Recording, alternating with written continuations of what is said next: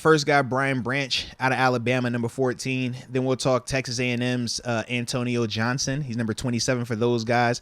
And then Christopher Smith will be the last dude today that we'll talk about, the number 29 out of Georgia. All right. But when I looked at Brian Branch, it made me smile. I like his game a lot, man. 6 foot, 193.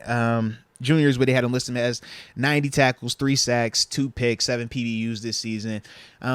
Pros about his game, and I think he's super athletic, fast as heck, rangy, and a physical player. I think his feet and hips are comparable to a man-to-man cornerback, man. You watch this dude when they play him in the slot, he ain't afraid of anything in there. Fast, big, don't matter. He got the feet to go with any of it. I think he's very physical versus the run, very similar to like a strong safety, which you would anticipate from those guys that play in the box.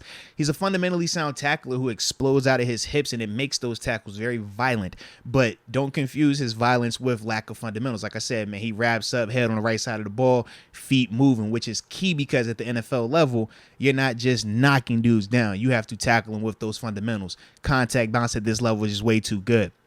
The other thing that I like about his game, and this is real Mike Hilton-like, how he can time up the snap on his blitz. This dude in the slot, man, the way he times up his blitzes to hit that thing at full speed at the snap every single time, it's crazy. It reminds me literally of when I would watch Mike Hilton and how Mike here, when he was in Pittsburgh, he would be like, yo, this dude, are you in the huddle? Because it's crazy how you're able to just know when that ball is going to snap. But the way he's able to time it up and keep his disguise in, it really, makes him, takes it to another level there. And I also think that he's a very smart player. Just understands leverage, understands route concepts, and his run fits. That's the other thing at the safety position is really important when you're talking about filling in the run. You're only going to get one chance to get it right. If you take the bad angle or if your angle is 2 yards off, that's the difference between you making this tackle and this guy going for 40.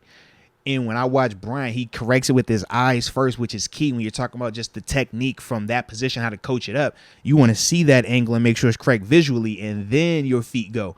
He is very consistent with that approach, and I think that's why he is always in position when you're talking about him filling the hole.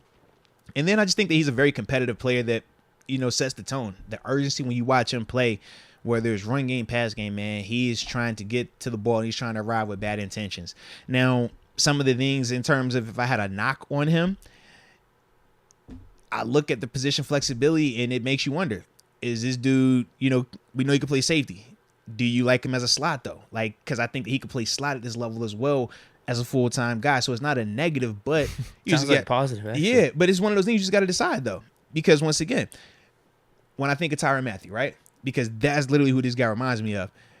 Where would you put Tyrann? You're not playing Tyrann full-time in the slot. You're not playing him full-time at strong safety. You're not playing him full-time at free safety. You're not playing him full-time at outside corner. So you got to have a plan just in terms of like how you want to utilize him. So like I said, I don't think it's a negative, but if you don't use him the right way, it could be. He is a little bit thinner as well. Now, when you talk about the collegiate level, I think he's perfect size. But when you talk about some of these bigger body offensive linemen, some of these physical body, big body tight ends that gonna be in that box with him, you just want to see, can it hold up? Because that is the difference at this level. Is not just speed, it's big body players, man, big speed. So you just gotta see, can he hold up with that?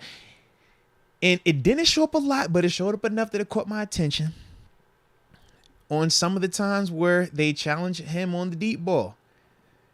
He's not giving up yardage in terms of catches, but he does get flagged. It's like he'll be turning around, but it'll be weird stuff happening. And it's not him panicking, but it's just like I said, on occasion, it done caught my eye. So I was like, you know what? We talk about that.